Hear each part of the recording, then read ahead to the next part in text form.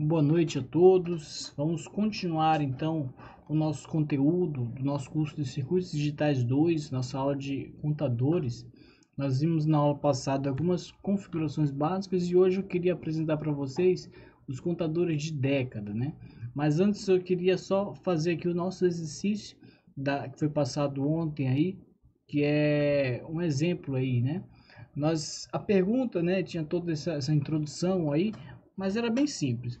Quantos flip-flops são necessários para implementar um contador de módulo 60? Né? Então, quantos flip-flops? É só uma quantidade, né? Que precisava bastante responder isso, daí não precisava de muito cálculo, não. A resposta é bem simples, né? A solução é o seguinte, que primeiro que nós não temos uma potência inteira, né? Que a gente vai alcançar, né? Com a base 2, um valor igual a 60, nunca, né? 2 elevado a sexta, a gente sabe que é 64, 5 é 32. Então, o flip-flop que atenderia essa contagem, né? Mas não exatamente, seria 6 flip-flops, né? Então, esse daí seria a resposta. Porém, essa contagem ela não é precisa, né? Então, a gente não tem uma contagem até 60 exatamente, né? Então, até o nosso conhecimento de agora, a gente não conseguiria fazer um contador para atender essa situação aí. Então, hoje aqui a gente vai ver como montar contadores que consigam atender exatamente esse valor de contagem aí que nós planejarmos, né? Então, a gente vai ver como que eles são feitos. Então, um contador de módulo menor que 2 elevado a n, né? Os contadores que nós vimos até então, eles sempre alcançam valores de contagem de módulo, né? 2 elevado a n, como nós falamos, 2, 4, 8, 16, 32, de acordo com essa quantidade de flip-flops aumentando aí. Porém, né, muitas vezes a gente não quer exatamente um valor desse, que seja feita a contagem, né? Então, como que a gente pode montar? Então, aqui do lado, a gente tem um circuito bem simples que monta exatamente esse contador, no caso aqui, para uma contagem de 0 até 5, né? Então, ele faz essa contagem de módulo 6 aí, no caso, né? Como é que isso funciona, né? Esse valor do módulo, ele é exatamente a combinação que nós queremos alcançar com a contagem, né? Então, se vocês perceberem aí no diagrama de estados aí embaixo, né? Na verdade, no diagrama de estados, né? Na forma de onda aí que é mostrado, né? De cada flip-flop, né? A saída deles, nós temos em cima a entrada, né? Dos pulsos, né? O clock. O flip-flop A, né? Sendo alterado lá, comutado a cada pulso de clock. A cada borda negativa, no caso aí. E os demais sucessivamente. O que ele tem de diferente? Ele tem de diferente que ele naquele ponto 6, ele tem uma pequena, é um glitch, né? É um pulsozinho pequeno. O que é aquilo ali? É que nesse momento ele detecta a combinação B e C. Então vocês percebem que aí nesse circuito a gente tem uma NAND ali embaixo, né? Essa NAND está ligada na saída dos flip-flops B e C. O que ela vai fazer? Ela vai ver quando tem essa combinação, aí os dois estão em nível lógico alto, quer dizer que ele alcançou a contagem até 6. Então ele vai resetar, né, toda a contagem ali, passando para 0 o clear, né? Aquele clear ali embaixo dos flip-flops, ele tem que ficar em 1 para eles fazerem a contagem normal. No momento que ele é jogado para 0, eles iniciam em 0, né? Eles vão ser zerados todas as saídas. E no caso aí a Ninja ela vai voltar a 1 novamente, né? Então isso daí é muito rápido, né? É só o momento de ter esse pulso aí e ele reiniciar de novo a contagem, né? Então a Ninja ela tem essa função aí embaixo de fazer esse reset aí na força bruta no momento que chega a contagem que se quer.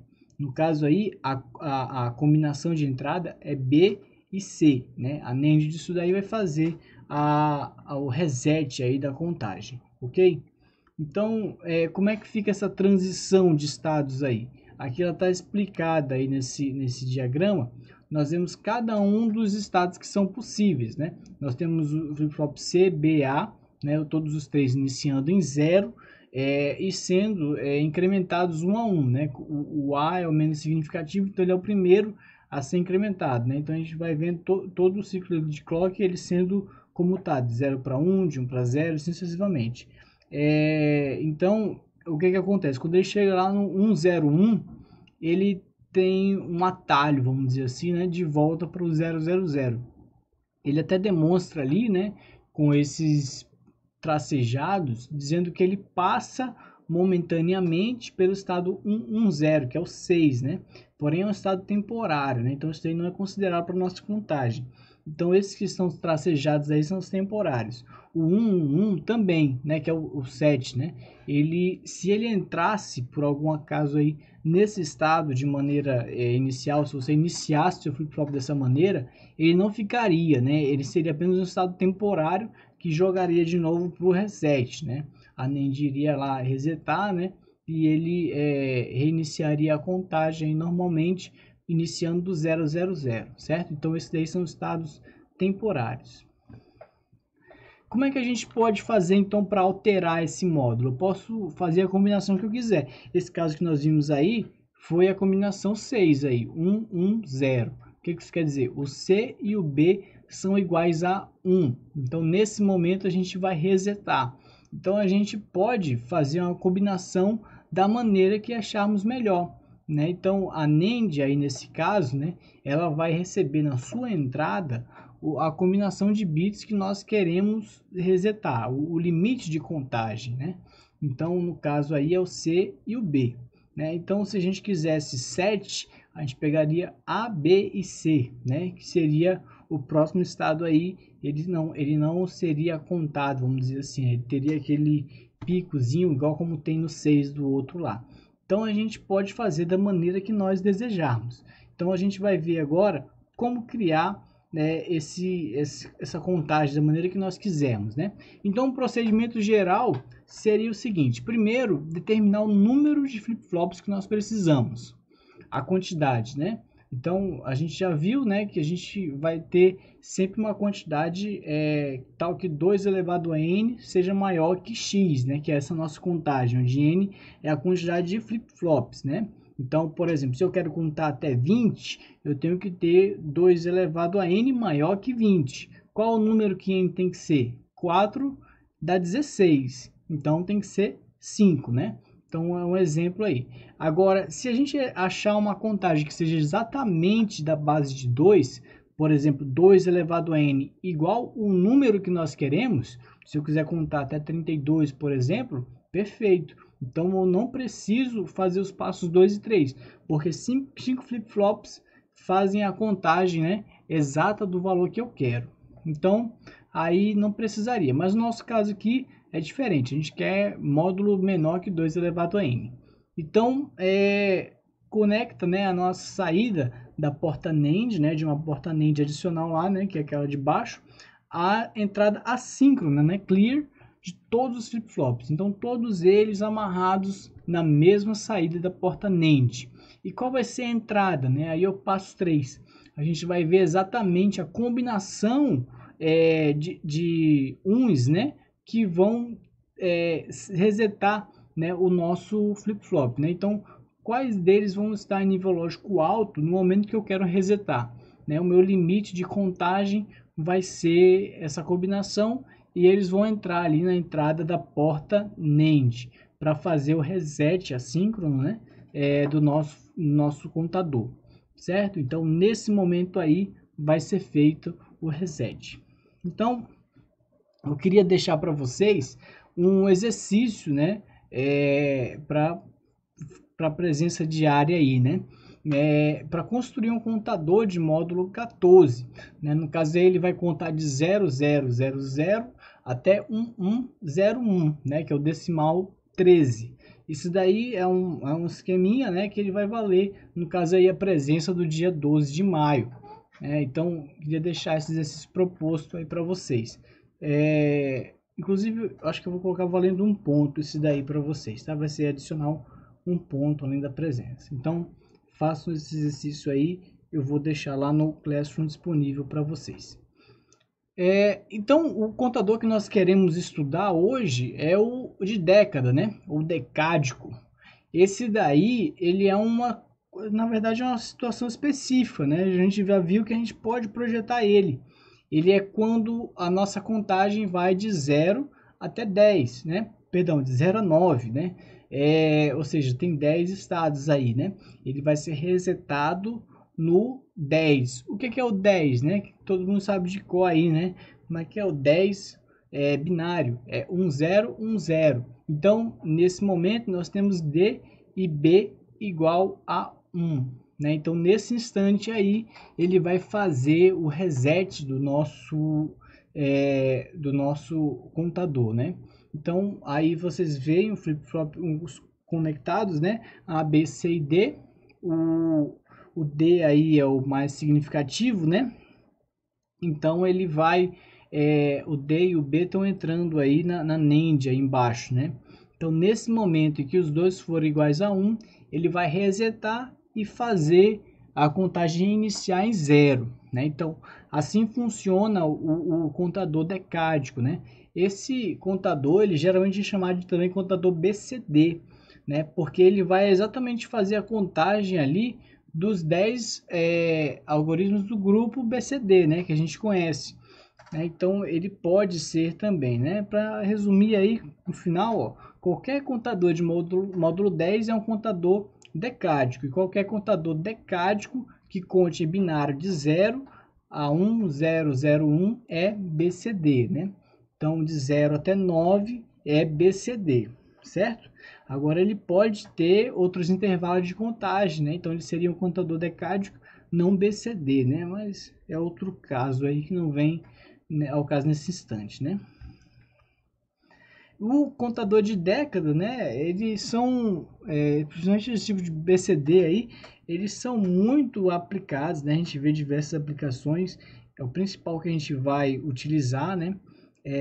A gente vai analisar eles depois, e ele também pode ser usado, né, para dividir frequência, né, com pulsos, né, dividir exatamente por 10, né, também tem essa utilidade aí. Aqui do lado também está um exemplo com contagem normal aí mostrando nos displays, né, com 3 displays. É só você ligar, né, esses 3 contadores BCDs aí a um decodificador, né, BCD para 7 segmentos. Então isso daí é um experimento muito interessante que posteriormente nós vamos fazer, né, no nosso laboratório aí. Então ele está dividindo a frequência, né, por 10, por 10 e por 10, né, e faz uma contagem aí de valores, né. Então é um experimento bem legal que a gente pode fazer depois aí. Continuando aí, né, só um exemplo para a gente finalizar. A gente viu anteriormente, né, no início aí, como projetar um contador de módulo 60 para dividir a frequência da rede elétrica por 60 e obter 1 Hz. Com base nesses novos conhecimentos, como é que a gente faria isso construindo um contador de módulo 60 apropriado agora, né? Então, a gente viu lá que 2 elevado a sexta é 64, né? Então, a gente precisaria de 6 flip-flops. Porém, isso daí não daria um valor preciso de divisão, né, do valor, né? Então, agora a gente pode fazer essa contagem de maneira mais precisa. Quanto é 60 em binário? É 111100. Então, o que a gente faria? Esses 4 flip-flops da esquerda, né, que está sendo chamado de Q5, Q4, Q3 e Q2, eles têm que ser conectados à entrada de uma porta NAND, que vai resetar a nossa contagem, né? Então, a saída do Q5, ela sim vai ter a frequência de 1 Hz, né? A entrada lá do clock vai ter 60 e a saída desse último vai ter 1 Hz. Vamos ver como é que fica esse circuitinho. Então, tá aqui ele, ó. As entradas, né, dos flip-flops lá em cima, né? A gente vê que o segundo flip-flop da direita para a esquerda, né? Ele entra com a saída do primeiro, que é o Q0. Aí vai começando a ter as combinações, né? A end de cada um deles, né?